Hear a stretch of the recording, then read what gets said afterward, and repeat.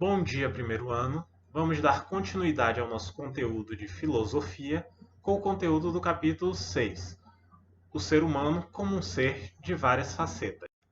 Trabalhamos no bloco anterior a natureza humana como observada pelos filósofos clássicos, Sócrates, Platão e Aristóteles. A partir dessa aula, iremos ver as posturas de alguns autores diferentes. Pascal entende a natureza humana como presa sempre em polos opostos: superioridade e inferioridade, racionalidade e irracionalidade,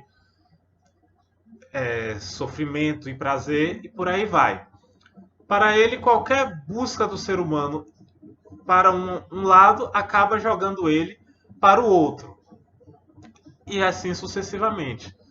Para Pascal, somente a fé no Deus cristão é que pode tirar o ser humano desses dilemas, dessas dúvidas e dessa angústia. Para ele, é também necessário entender o ser humano através da dimensão do espírito. Ele fala que o ser humano tem de buscar não pender demais nem para o espírito da geometria, que para ele é o espírito que busca sempre respostas exatas para tudo, nem para o que ele chama de espírito de finesse, que buscaria compreender tudo apenas pela intuição.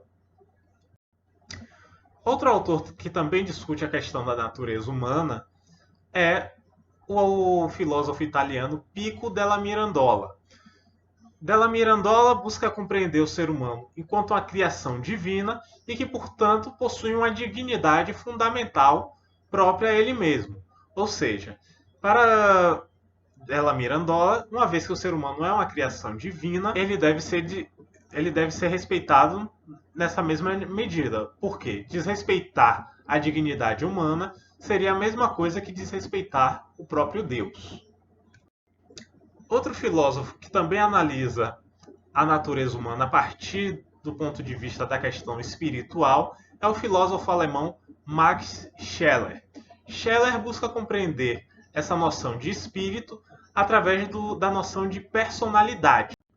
Ou seja, esse espírito humano seria justamente o que equilibraria e faria a conexão entre os aspectos materiais, biológicos, corporais do ser humano e os aspectos imateriais, sentimentais, do pensamento, abstratos da mente humana. Outro filósofo alemão, o Ernest Cassirer, vai caracterizar o ser humano como principalmente um animal simbólico. O que isso quer dizer? Que o ser humano é capaz de criar e compreender símbolos, ou seja, ele é capaz de criações abstratas para poder compreender a realidade ao seu redor.